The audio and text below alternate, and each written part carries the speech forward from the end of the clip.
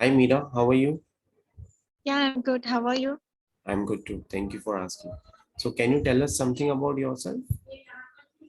Yeah, my name is Mira Ravichandran and I am living in Chennai. I have completed my BSc Computer Science and currently pursuing MCA. I am working in Infosys for past 4 years and I have experience in both manual and automation testing. I have done manual testing for RPA applications like Assistage, UiPath and Automation Anywhere. And I've done automation testing also for 1 year for few web applications and manual testing with regarding to SAP, Excel, those things I have done. And I've completed my certification in Selenium and as a Scrum Master. And I have also completed ISTQB certification for manual testing. Okay, that's great. Okay, now I want you to automate a simple scenario of logging into the Facebook application. So you can write the code in Selenium with Java programming language or Python, whichever you are comfortable with, right? So you can, what you have to do is you have to open the Facebook URL. You have to get the window title of that you from that URL, and you have to enter the credentials, valid credentials, username and password, and then you have to assert or verify that whether you are logged in into that Facebook application or not, right? So can you share your screen? Yeah, I'll share my screen once. You can use IntelliJ, Eclipse, whichever you are comfortable. In the system, I don't have Eclipse. Right. Uh, So is it possible for you to can, write the code? yeah, sure. Mhm. Can I do it in Notepad? Sure, sure. Yeah, you can do it in Notepad, no issues.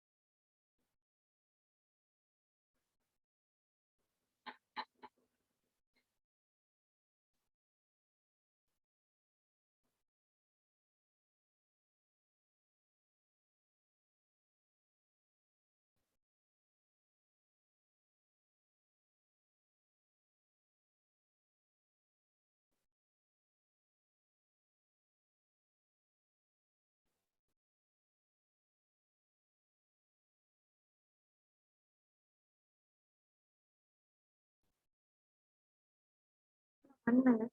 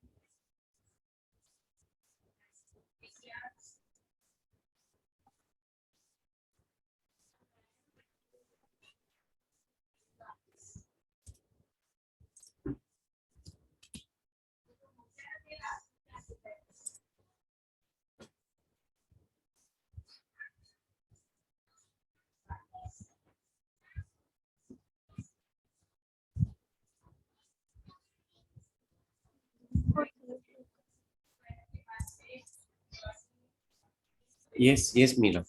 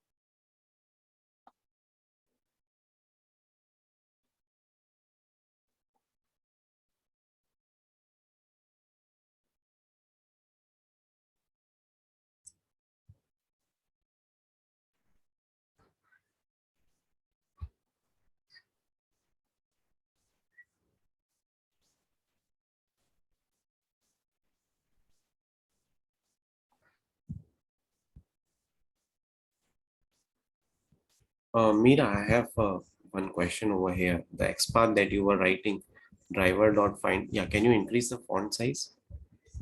Yes. Hmm. Can you increase the font size?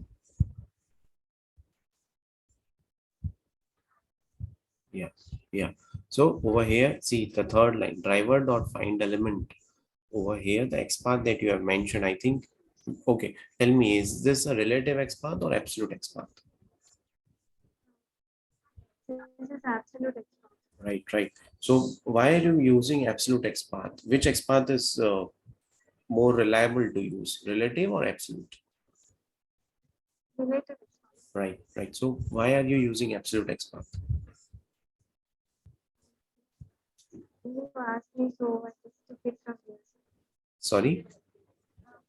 You just asked me to write, so for now I just took it from here. Okay, okay. Can you go to that page? Let us try to get a relative XPath. Yeah, yeah. That page, Facebook page. Yeah, yeah. So the third line XPath is for password field or login button. This one. The third line that you have mentioned in the notepad. Yeah. That See, is for email ID. email address, right? Okay, fine. You complete Yes. writing the script, then I'll ask the questions.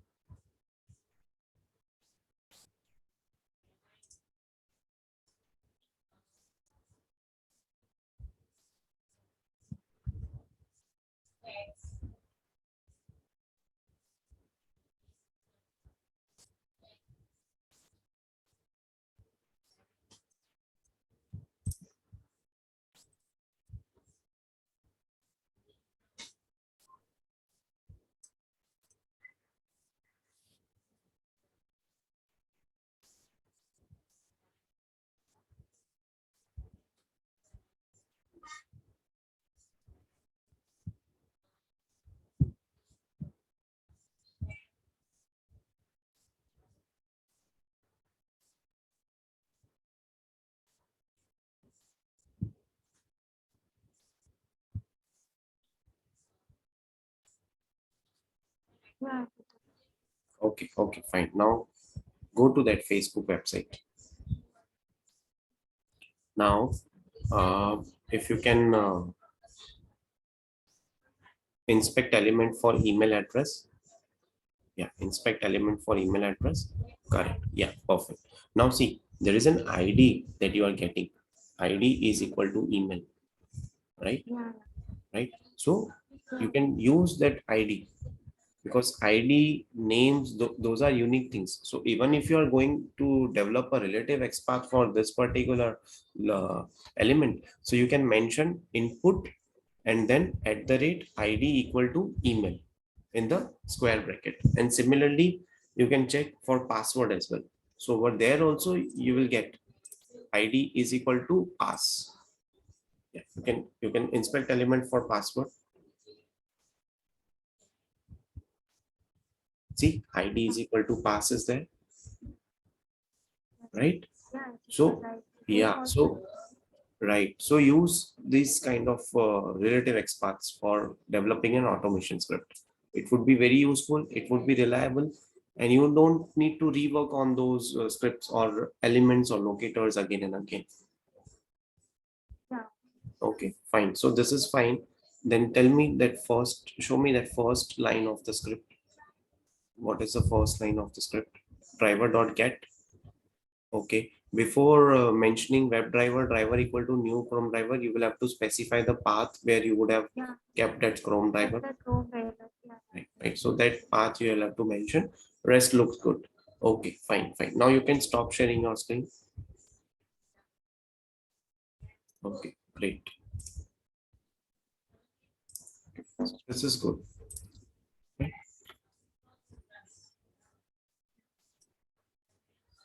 Okay. Now, what is a unique key in SQL?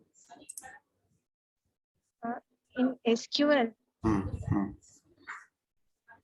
discrete, Sorry, discrete, distinct. this Sorry, distinct. right, right. So let's say how will you define a unique key in SQL?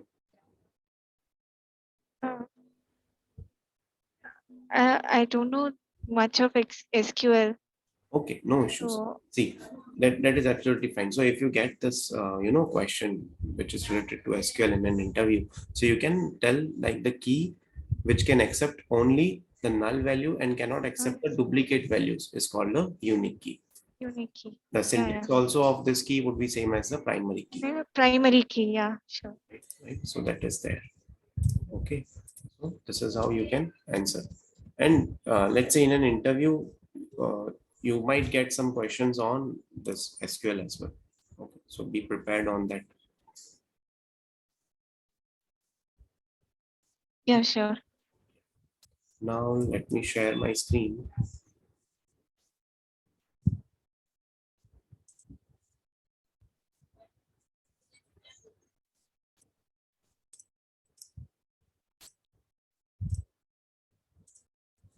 Is my screen visible? Yes. Okay, so this is a Misho.com. This is an e-commerce based application. Can you tell me high level test scenarios for this?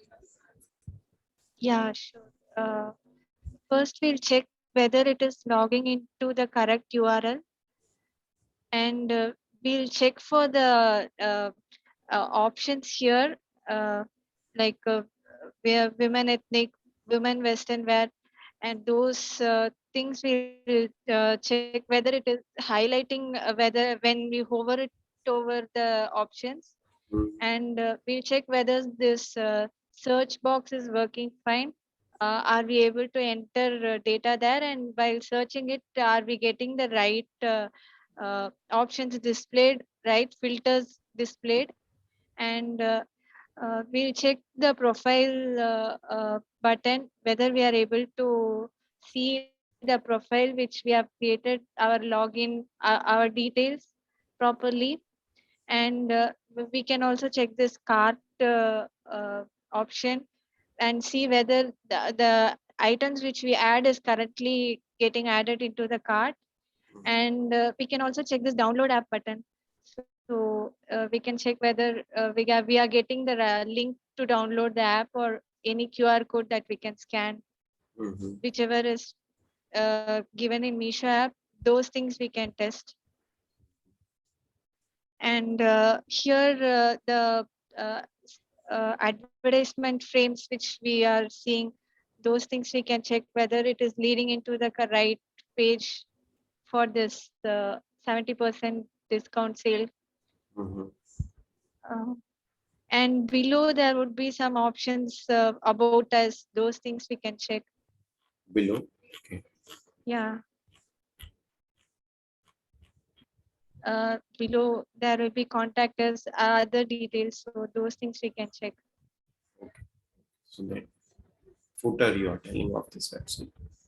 Yeah. Mhm. Okay. What else? I could see there's a become a supplier. Mhm, So that option can also we can view mhm, and see whether what is the procedure, is it showing the procedures to become a supplier.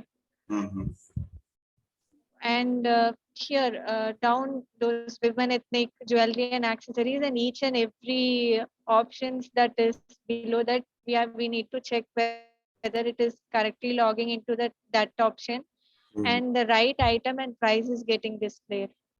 Right, right. Okay. What else? Those things and all.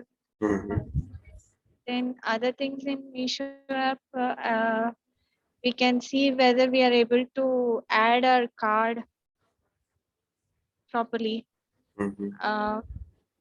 Whether the payment option is showing right, and filter options we can check whether it is filtering the right options the user is selecting. Mm-hmm. And if there is any hyperlink, those things also we can check. If exchange return options will be there in English, so we can check that also. Mm-hmm. So whether we are able to schedule the return proper, the customer is able to schedule the return properly. Uh, those things we can check. Cart option also we Art can check option is there. the item. Yeah, Mm-hmm. cart we can check the items the customer is selecting that is getting added properly and the count is showing correctly. Mm-hmm. If we want to, if the customer wants to cancel the items in the cart, are they able to do that? And there will be a wish list also. So we can also check whether if the customer is adding it to the wish list and later is trying to purchase it, is it showing properly? Mm-hmm. Is it getting saved in the wish list correctly? So those things we can check. Uh, I'm not able to get any other recall any other options. So Mm-hmm. Okay, fine. This is fine. Now let's say if I want to do performance-based testing on this website. Okay. yes, Now I'm asking you a very generic question. Okay. Now let's say if I okay, am trying to uh, click on this men section or beauty and health section. Okay.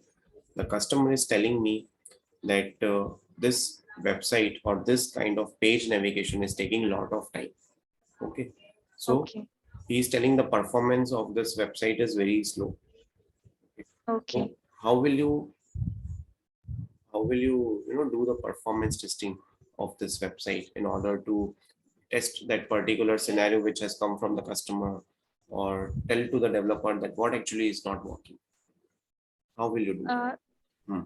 uh, the customer would have mentioned the number of seconds Hmm. uh, it should take to load a page. Hmm. Hmm. So we'll tell that it is taking more than the required number of seconds. Hmm. Hmm. Correct. So, So so from where will you come to know about the time duration? it will be in the requirement file, BR business requirement file. Okay, let's say in business requirement document BRD or FRD, it has been mentioned that the navigation from one page to another page should get loaded in 2 seconds. Okay. Now, how will Yes, you measure that thing? How will you measure the response time? it can be measured in the performance testing tool. Uh, we can use JMeter for that. Okay, JMeter, fine, fine. Any other way or any other option to check the response time of an API? And I'll give Uh, you a hint. You can take the yeah, API of that page. uh, API of the page. Hmm, Okay, hmm. so uh, I'm not able to recall the answer. No issues, no issues. See, this is a mock interview. Even if you don't know the answers of the questions, that is absolutely fine. Okay. Now, Yeah. what you can do over here is you can basically inspect the element, and you can go to the Yeah. network tab. Over there, you Yeah. will be able to see the API. The moment you will hit the API, you will be able to see the duration, seconds or milliseconds, how much time that API is taken to get complete. I mean, to complete his the task, required task, right? So Okay. that thing you can measure directly from the API, from this inspect element page itself. Okay, Yeah. Okay. that was the Meesho app.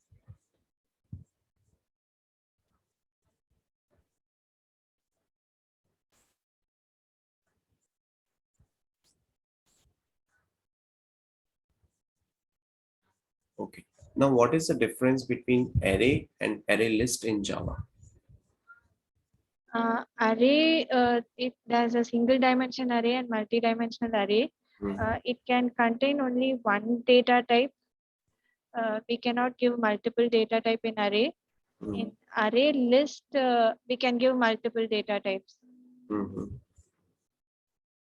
So that is the difference. Okay. Can we change the size of the array when we create it?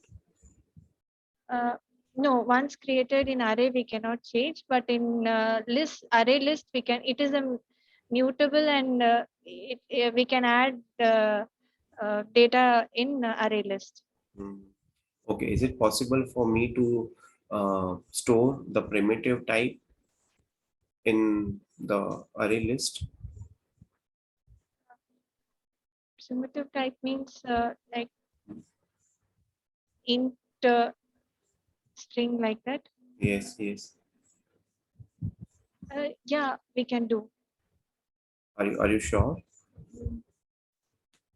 Mm, yeah, we can do. Uh, Mhm. Okay, we fine. can store. So let this be an open question for the people who are watching this video. Can we store the primitive type as well as the reference type both in the array list or not?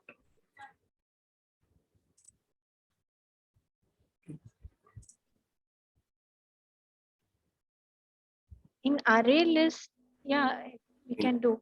in array list. Yeah, yeah. Okay. So from your perspective, it is yes. Now let the people comment, then we'll give the correct answer to them. Okay. Now, can you give me the various response codes that you will test when testing an API? API testing, I don't know. Mhm. Okay, no issues. So whenever you get this question, no, on of API response code, so generally you can give the response codes like 200 is that 200 okay means that API was working fine. 404 or 403, that is the error is there. 500 means internal server error is there, right? So these are few of the response error codes that you can read and even if you're not doing an API testing, but from the interview perspective, you can do the preparation from that aspect. Now let's come to the next question. Can we pass the negative number as an array size? Uh, yeah, we can pass. Uh, Sorry, in array we cannot do. We cannot do Negative that, size we right? cannot do. Right. You will be getting a compile time array. Yeah, yeah. Oh, sorry, compile time error will come. Error. Right. This is fine. Okay. Now, which are the various exceptions that you have come across in while doing Selenium automation? No such element found. Element not present. Uh, Null pointer error.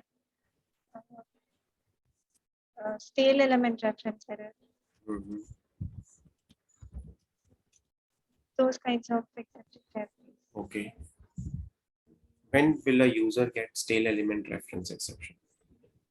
If that yeah, if that element is not currently present in a web page or something, Hmm. it has become distinct.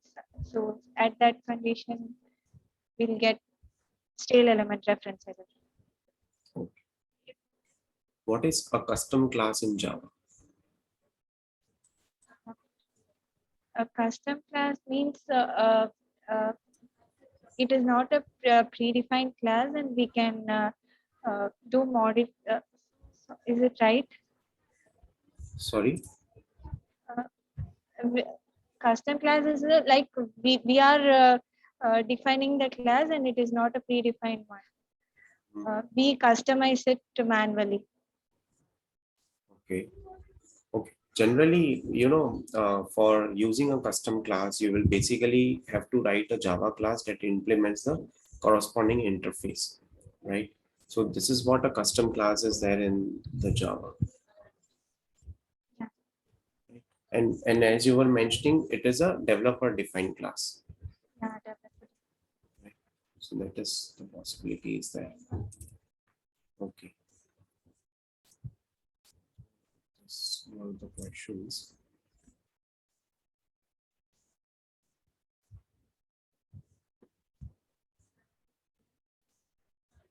Okay. Can you please brief about the automation framework and which automation framework did you work on? Uh, I've used TestNG, Mhm. and I know few of Cucumber also, DDD framework. Mhm. So in TestNG, we use a hybrid framework, like for modules, because each test case is saved using a mod in each module. So we use module based, and we use an object repository pom class pom.xml for storing web elements and their locators, and we use data driven also, like we use a separate folder for data, Mhm. and each test case is defined inside a method. So we use method driven framework also in that, and for utilities we use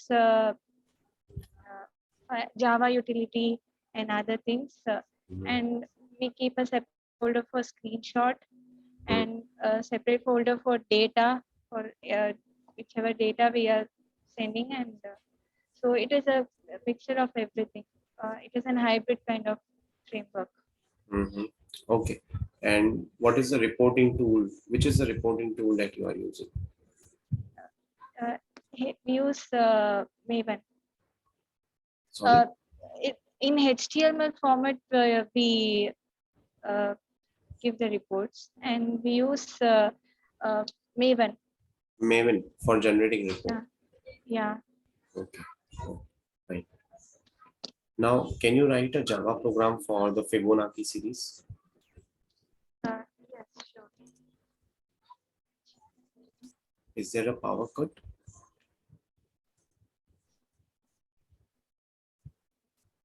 Can I on the light? Yeah, yeah. Please turn on the light.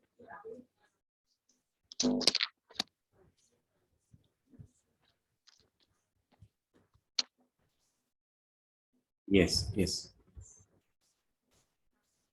I'll share my screen. Mm-hmm.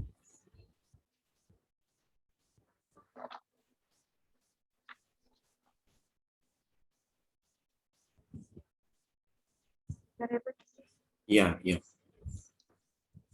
for Fibonacci series, right? yeah. Fibonacci series.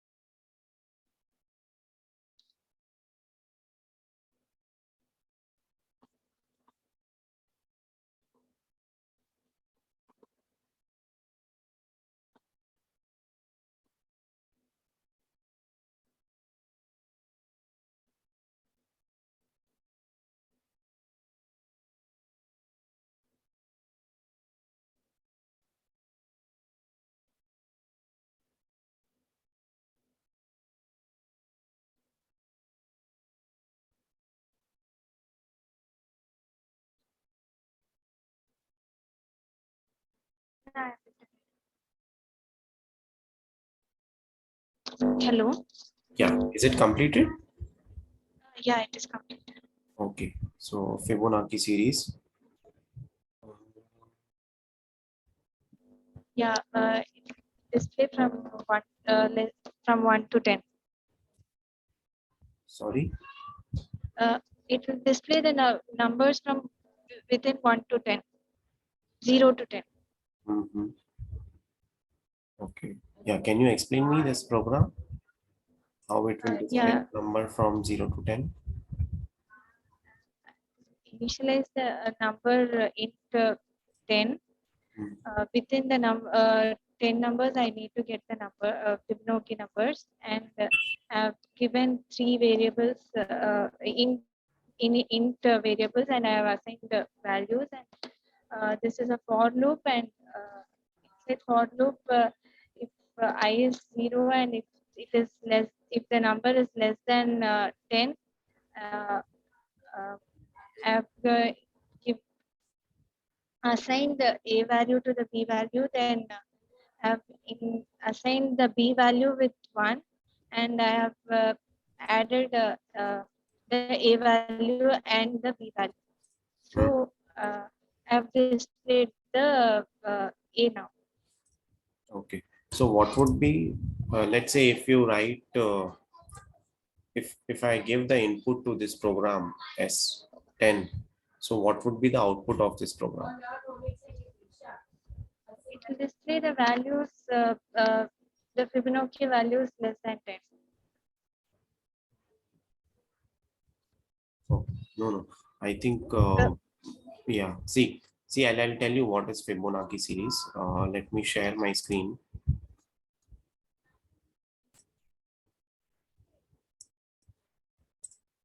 Yeah. Now is it visible? yeah, Yeah. See, Fibonacci series is actually a series of number where after the initial two numbers, every next number is the sum of two preceding numbers. Okay. So you can see over here, this 0 plus 1 is 1. 1 plus 1 gets 2, right? Then this 2 plus 1 gets 3. Then 2 plus 3 gets 5, and so on and so forth. Okay. So what you can use is you can use a scanner class. Okay. So logic is we would be setting the value of A and B as 0. Then B we would be setting as with the value of C, right? And C will be, we would be predefining the value of C as 1 earlier. Okay. So let's say if I enter the number of times 10 over here, right? So Fibonacci series for this would be 0, 1, 1, 2, 3, 5, 8, 13, 21, and up to 34. Right? So this is how you will develop the Fibonacci series, right? So this is how you can write the logic in the real-time interview as well. Okay, Meera, I'm done with the interview. Do you have any questions for me? no questions. Okay, then. Into manual testing, so Uh, uh, can I get my feedback with the automation? yeah, sure, sure. See, with respect to automation, let's say if you are asked to write a Selenium script, right? So always use relative XPath or use ID or name, right? Don't ever go for absolute XPath because from that script only they will come to know. And you have to do a good preparation of these Java programs, right? So these kind of Java programs you will get on Fibonacci series, array list, okay? And that question was there for reference type, right? For array list, this kind of questions will be asked to you, right? So you have to be very thorough with that. So I think rest looks good. Yeah. Okay. All the best for your career. Yeah, sure. Thank you.